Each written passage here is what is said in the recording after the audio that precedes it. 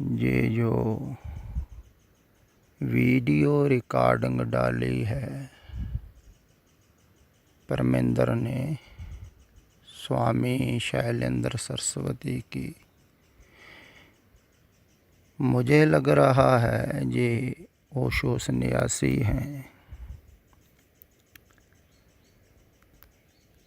जब मैं पहले भ्रमण करता था तकरीबन 20-25 वर्ष पहले,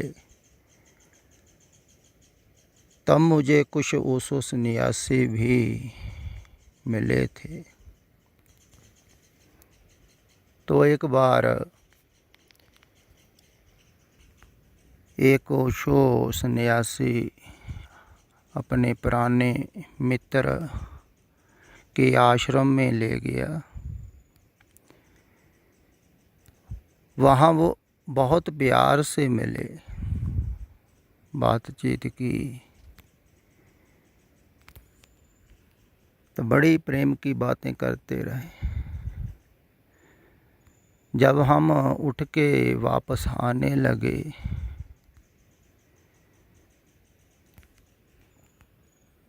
तो जिस सन्यासी ने हमें चाय वगैरह पिलाई थी, उसने कहा इतने पैसे हो गए आप। मैं थोड़ा सा हैरान भी हुआ भी, इतने प्यार से मिले हैं, पुराने मित्र हैं, प्रेम की बातें कर रहे थे, अब पैसे मांग रहे हैं।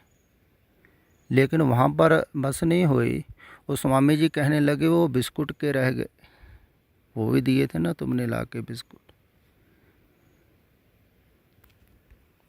तो मैंने और जगह भी देखा कि इनके आश्रमों में ज़्यादा पैसे का ही हिसाब किताब होता है। ये पैसे पूरे वसूल करते हैं, जैसे होटलों वालों नहीं करते। तो वहाँ रहने वाले भी आपस में ही संबंध बनाते रहते हैं, शारीरिक, उसी मोह माया में पड़े हुए हैं जैसे संसारिक लोग।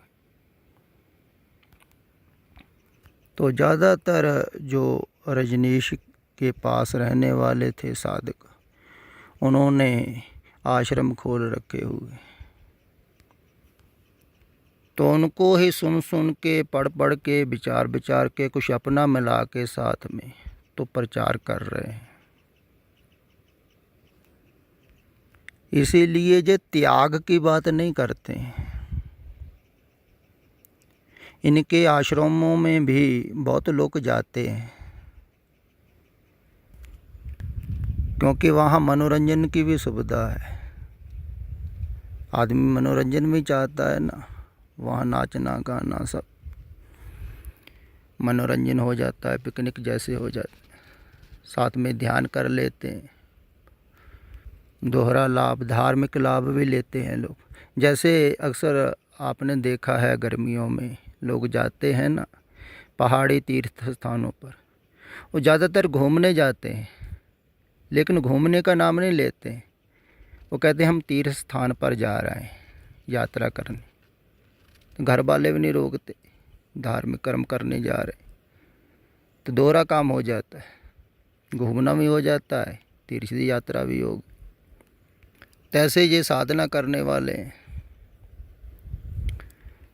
कुछ पुण्य भी इकट्ठा कर लिया, कुछ मनोरंजन भी हो गया। तो ऐसे स्थानों पर बहुत जाते हैं लोग जहाँ सुगमता है। ध्यान रखे, मन चाहता है कोई ऐसी विधि मिल जाए, ऐसा तरीका, सुगम उपाय कि कुछ बदलना ना पड़े, कुछ त्यागना ना पड़े, और वो भी मिल जाए जिसकी सतपुरुष बात करते। जैसे संसार में मन चाहता है ना बैठे बैठाए धन मिल जाए, ज़्यादातर लोग चाहते, मेहनत ना करनी पड़े, कोई लॉटरी लग जाए, कुछ हो जाए। तो संसार में तो हो भी जाता है, किसी को मिल भी जाता है, क्योंकि झूठा धन है ना, लेकिन साचा धन वैसे नहीं मिलता, इसकी कीमत चुकानी पड़ती है। कीमत चुकाने को कोई राजी नहीं है। सत्य की कीमत है असत्य। अब जो कह रहा है असत्य को छोड़ के आओ, आप उसके पास जाएंगे, या जो विधियां बता रहे हैं उनके पास जाएंगे? ज़्यादातर तो उन्हीं के पास जाएंगे ना। फिर जो सरल आसान विधियां बताते हैं उनके पास ज़्यादा जाते। एक सज्जन कह भी रहे थे मुझे कि जैसे ब्यासा वाले हैं और भी कई संप्रदाय हैं, उनके पास लाखों ही शिष्य हैं, वो कैसे? मैंने कहा उनका मार्ग बहुत सुगम है। वो मंत्र दे देते हैं, बस उसका जप करो और कुछ छोड़ना नहीं, कुछ त्यागना नहीं। तो और जो मंत्र ले लेते हैं ना, वो सोचते हैं हमने गुरु धारण कर ली, अब गुरु जाने मुक्त करेगा ही हमें। लेकिन जो सच्चा गुरु है ना, वो कहेगा तुम पहले संसार से मुक्त होना चाहोगे ना, तब मुक्त होगे। मेरे करने से मुक्त थोड़ी होगे, किसी के किए कोई मुक्त थोड़ी होता है, कहने से भी नहीं होता है, विधियों से भी नहीं होता है मुक्त, क्योंकि विधियाँ मन एकाग्र करने के लिए हैं सारी। तो इन विधियों से थोड़ा बहुत किसी का एकाग्र हो जाता है मन। जैसे मैं पीछे कह रहा था, साविकल्प समाधि, थोड़ी सी झलक मिल जाती है मन से। तो ऐसे लोग ही ज़्यादातर प्रचारक होते हैं। कोई थोड़ी सी झलक मिली, उसी के सहारे वो दूसरों को बताने लगते हैं। इसीलिए तो वो छुड़वाते नहीं हैं बाहर से। तो जो उनको मिला है काल्पनिक, वो काल्पनिक ही दूसरों को देते रहते हैं। वो कहते प्रकाश में धान यहाँ लगा लो, वहाँ लगा लो, यहाँ लगा लो। जैसे ये कह रहे हैं तो बहुत आसान है। ये तो मैंने भी बहुत बार पीछे कहा है कि बाहर से ध्यान हटा के, इंद्रियों से भी ध्यान हटा के ध्यान अंदर ले जाना है, जो इंद्रियों के पीछे। लेकिन इंद्रियों के पीछे तभी ध्यान जाएगा ना जब बाहर से हटेगा। बाहर से हटेगा फिर इंद्रियों पर आएगा, फिर अंदर जाएगा। लेकिन बाहर से हटाना बहुत कठिन है ना, हटाने को कह भी कोई नहीं रहा है। क्योंकि जिसका हटा होगा ना, ये ध्यान रखो, मैं बार बार कहता हूँ, बहुत कठिन है समझना। जिसका हटा होता है ना, वो पहले ये बात करता है।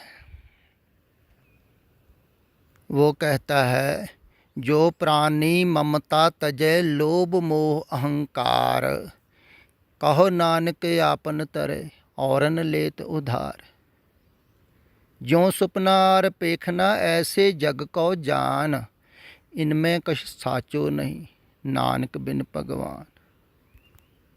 तो वो पहले त्यागने की बात करेगा। जो प्राणी ममता तजय, मम को ममता तजय, लोभ मोह अहंकार, फिर वो आपन तरता है, दूसरों को भी तारता है।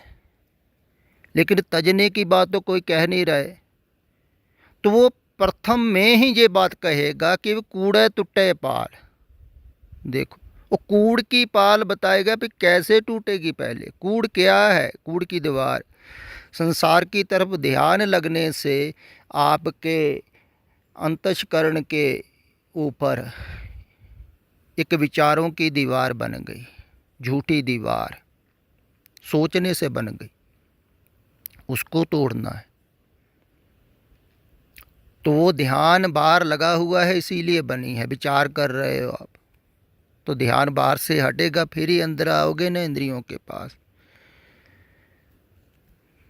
लेकिन ध्यान हटाना बाहर से बहुत कठिन है, कोई नहीं हटाना चाहता है। स्त्रियां ज़्यादातर बिल्कुल नहीं हटाना चाहती। वो कहती ऐसे ही सब संबंध बने रहें, बिल्कुल वैसे ही, तो हमारा ध्यान भी लग जाए। तो वो बहुत खुश होती हैं। देखो, इससे अच्छा क्या है?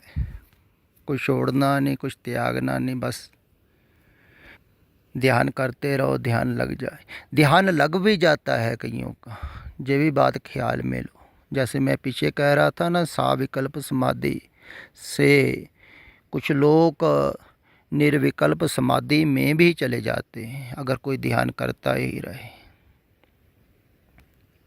लेकिन निर्विकल्प समाधि में भी कब तक रहेंगे?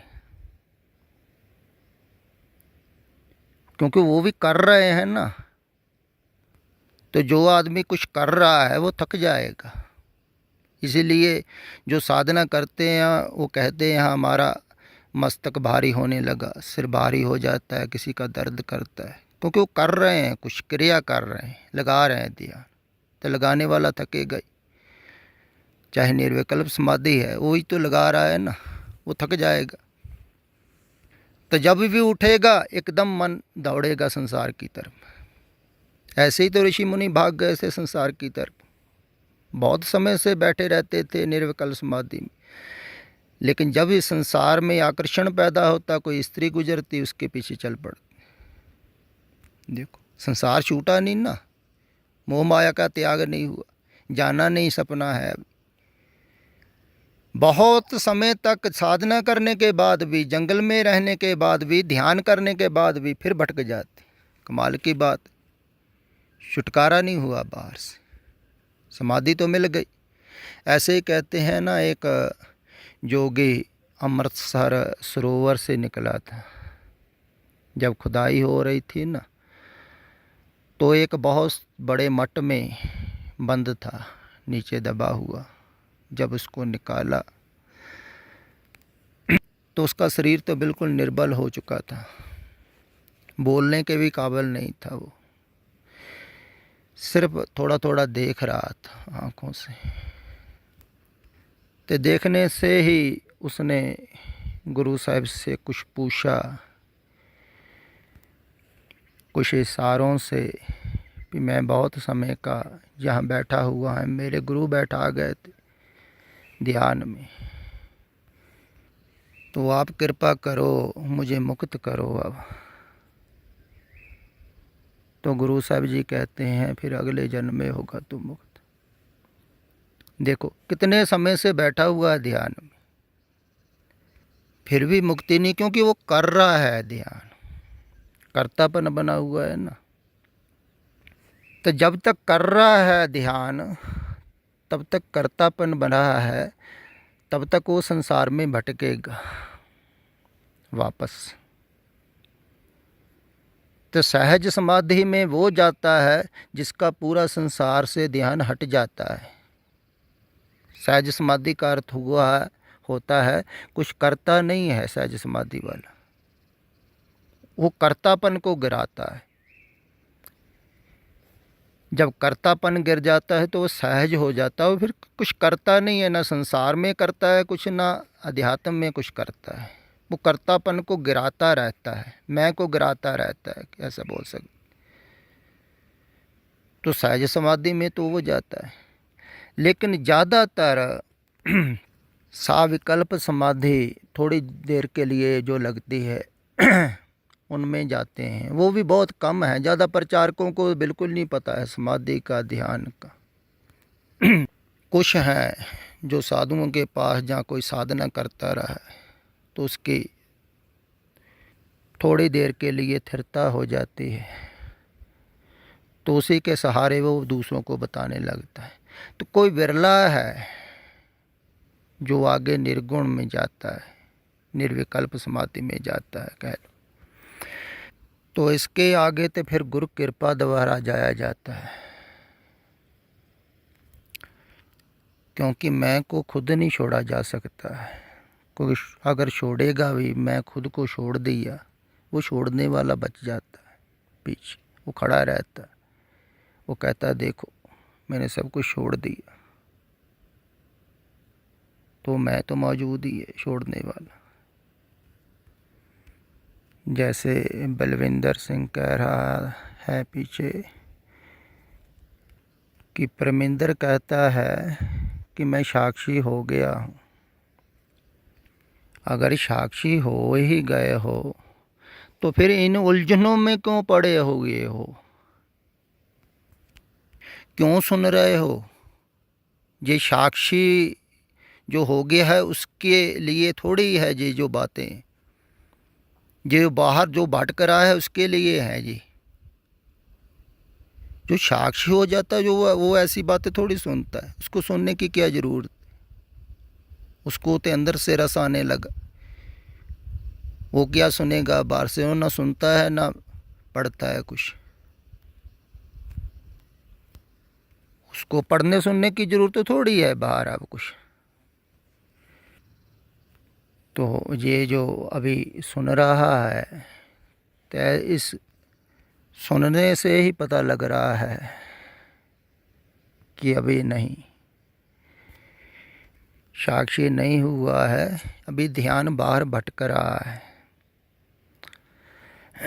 तभी सुन रहा है ना कि कैसे बाहर से ध्यान अंदर लगाना है। फिर वो कह रहे हैं थोड़ा थोड़ा बाहर रखो, थोड़ा थोड़ा अंदर रखो।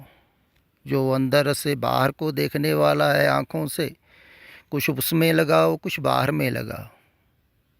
ये बातें अच्छी लगती हैं लोगों को कि कुछ परमात्मा ने लगाओ कुछ संसार में लगाओ। परमात्मा कोई चीज़ है यार, संसार में हो जाता है भिन्न भिन्न ध्यान, क्योंकि संसार अनेक है। परमात्मा की तरफ अधूरा ध्यान थोड़ी होता है, थोड़ा उसमें लगाओ कुछ उसमें लगाओ। लेकिन ऐसा ही सोचते हैं ज़्यादा धार्मिक लोग कि थोड़ा सा अंदर लगाओ बाकी बाहर लगाओ। कहीं भी नहीं लगता, कहीं के भी नहीं होते हो, ना घर के ना घाट के, जहाँ ही भटकते हैं।